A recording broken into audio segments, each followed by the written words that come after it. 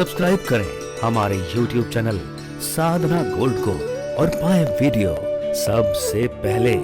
और हाँ, bell icon दबाना ना भूलें। हमारे रामानुज स्वामी जी एक दिन अपने गुरुदेव का चरण दबा रहे थे और चरण दबाते दबाते 12 बज गए। जब 12 बज गए तो गुरुदेव से कहते हैं कि प्रभु हमें गुरु मंत्र दे दो।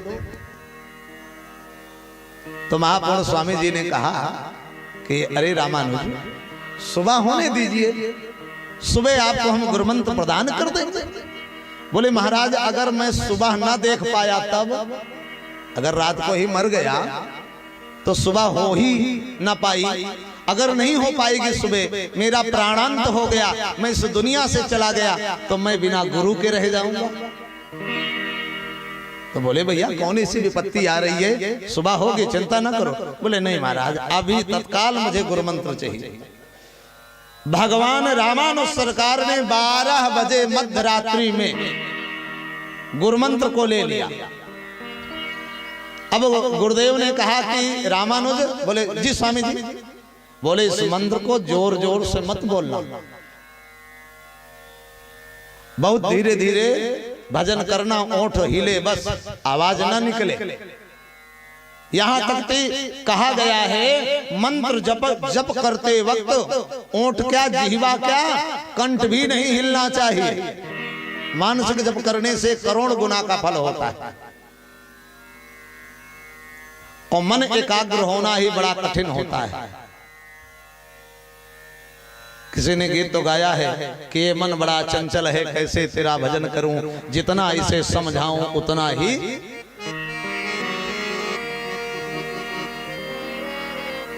जितना इसको समझाने का प्रयत्न करोगे उतना ही अविचलित होता चला जाएगा। एक राजा थे, नित्य उसी रास्ते से जाते रहते थे। तो वहां पर पाल अर्थात गड़रिया का कुछ घर था, तो बड़ी भेड़ बकरियां बंधी रहती थी।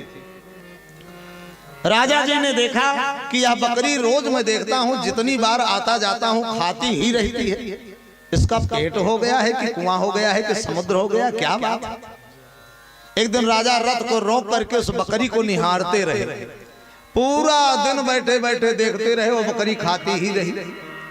राजा ने सोचा कि हमारे राज्य में सबका भरण पोषण हो रहा है और ये बेचारी बकरी दुखी रही।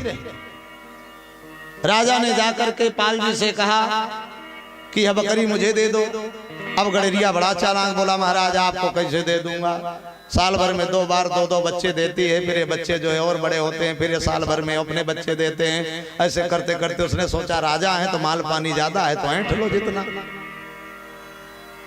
कहा जितना कहोगे उतनी रकम हम दे देंगे, लेकिन इस बकरी को चाहिए मुझे। 100 रुपये में उसने बकरी को बेच दिया। राजा ले आए थे हरिभजन को, होटल लगे कपास। अब राजा सुबह से शाम तक उस बकरी को ही खिलाएं और जितना खिलाते जाएं वो बकरी मना भी न करे, खाती चली जाए। राजा ने डुग्गी पिटवा दिया अपने राज्य में कि जो इस बकरी का पेट भर देगा उसको आधी राज दे दूंगा। अब सब लालची बकरी का पेट भरने के लिए राजा से एक दिन के लिए बकरी ले जाएं और राजा को खिला पिला करके पेट उसका जब डुम हो जाए तो लेके आए और उस राजा जैसे दिखाएं फिर खाने लगे। राजा डांट कर भगा दिया। एक वृद्ध ब्राह्मण देवता थे, डंडा लेके चलते थे, पैर रखते थे, इधर तो जाता था उधर। बोले भैया क्या बात है, सभी राज्य के लोग राजा के यहाँ जाते हो, सब कुशल तो है। अरे बोले महाराज, राजा के यहाँ एक बकरी है, उस बकरी का पेट कोई नहीं भर पाया। महात्मा जी ने कहा, ब्राह्मण देवता ने कहा कि उस बकरी में क्या खासियत है जो पेट नहीं भरता। तो बोले यही तो किसी ने सोच नहीं पाया, समझ नहीं पाया, जान नहीं पाया। महात्मा जी ब्राह्मण देवता डंडा लेकर के राजा के यहाँ पहुंचे। बोले महाराज एक दिन के लिए बकरी हमें दे दो, पेट भर दूंगा। राजा ने कहा बाबा धन दौलत चाहिए, ब्राह्मण हो तो ले जाओ, खाओ पियो मौज करो, क्यों चक्कर में पड़ते हो। कहीं खींच करके अगर भगी और गिर गए, हाथ पैर टूट गया तो ब्रह्म हत्या का दोष लगेगा। महाराज ने कहा मुझे धन संपत्ति की कोई लालसा नहीं है, अब तो मेरे पैर कब्र में लटके, चलने की तैयारी में हूं, लेकिन इस बकरी का पेट भर के जाना चाहता हूं। जिद किया, कहा इस बकरी का पेट में भर दूंगा और जैसी परीक्षा लेना चाहते हो तुम ले सकते हो राजन। बकरी को लिए, अपने कमर में बांधे रस्सी को, एक हाथ में डंडा एक हाथ में रस्सी, और बकरी तो खूब माल पानी खाई थी।